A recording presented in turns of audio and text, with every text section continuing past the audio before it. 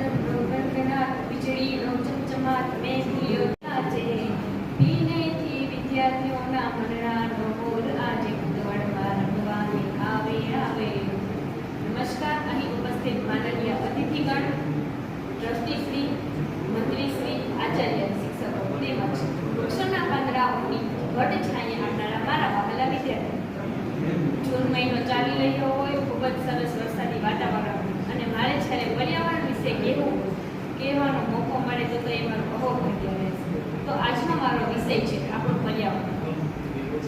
આપણું પર્યાવરણ, મારું, તમારું, આપ સૌનું પર્યાવરણ.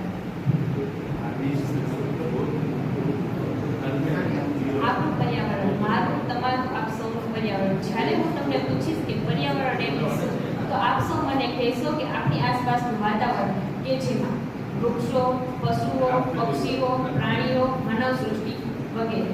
પરંતુ જો આપણે તેનાથી થોડું આગળ જાણીએ તો વૃક્ષો, પર્યાવરણ એટલે આપણી પારિવારિક સંબંધ ધરાવતું એક તત્વ. આ કહેવું મારા માટે એટલે જરૂરી છે કે આપણે આપણા પરિવારના સભ્ય અને સંબંધો તો ઘણું બધું ધ્યાન રાખીએ છીએ. વૃક્ષો પણ આપણો જ એક પારિવારિક અભિન્ન અંગ ધરાવે છે અને તે અત્યારે મુશ્કેલીમાં છે. તેનું જતન કરવું એ આપણા સૌની નૈતિક ફરજ છે.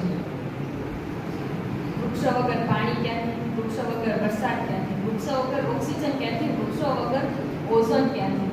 આપણા હાથ પગ જાણે કપાઈ રહ્યા હોય તેવું લાગી રહ્યું છે. આપણું સૌનું પર્યાવરણ હોવાથી આપ સૌની નૈતિક ફરજ છે કે આપણે તેને બચાવવા માટેના પ્રયત્નો કરવા જોઈએ. આપણે તેને બચાવવા માટેના નૈતિક પ્રયત્નો કરવા જોઈએ અને પશુઓની સંખ્યામાં વધારો થાય, પક્ષીઓની સંખ્યામાં વધારો થાય, ત્રણેય ઋતુમાં સંતુલતા જળવાય તેવા પ્રયત્નો કરવા જોઈએ. સુનામી, રણ વિસ્તારમાં વરસાદ આવવો, અતિવૃષ્ટિ, અનાવૃષ્ટિ, વાવાઝોડું વગેરે આપણા પર્યાવરણ સંબંધિત રોગો છે. તેને દૂર કરવાનું માત્ર ને માત્ર એક જ ધ્યેય છે, પર્યાવરણનું સંરક્ષણ. મને એક જૂની કહેવત યાદ આવી રહી છે કે મામાને જોવાથી મોસાળની ખબર પડી જાય, ગામનો ચોરો જોવાથી ગામની ખબર પડી જાય.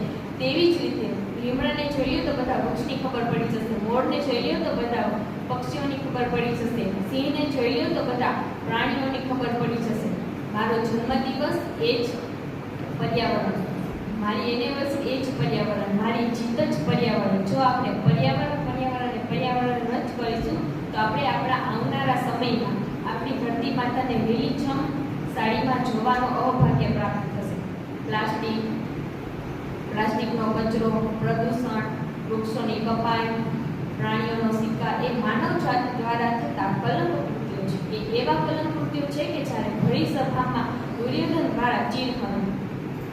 આપણે આપણા આવનારા સમયમાં જો શુદ્ધ હવા, શુદ્ધ પાણી, ત્રણેય ઋતુમાં સંતુલતા જોઈતી હોય તો વિદ્યાર્થી મિત્રો લાગી જાઓ આ વરસાદી માહોલમાં વૃક્ષે પૂછવા કે આપણે તેની શું મદદ કરી શકીએ છીએ.